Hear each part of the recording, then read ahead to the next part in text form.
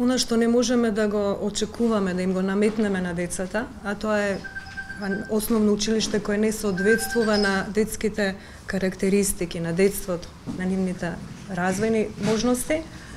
Исто така, на наставниците не можеме да им наметнеме нешто што всушност не соодветствува на нивната благородна професија.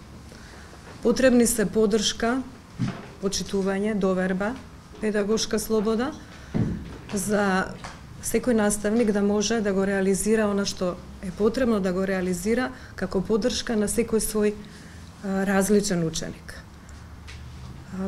Наставата е жив процес и ние овде постојано говориме за реформи и сите сакаме да ги слушнеме реформите, но јас замислувам всушност еден ангажиран,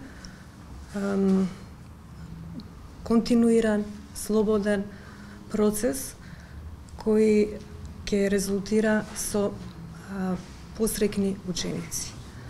И мислам дека наставниците, верувам дека наставниците ќе успеат во своите училници да го оживеат овој процес и верувам дека тоа ќе биде во најдобар интерес на децата, на учениците.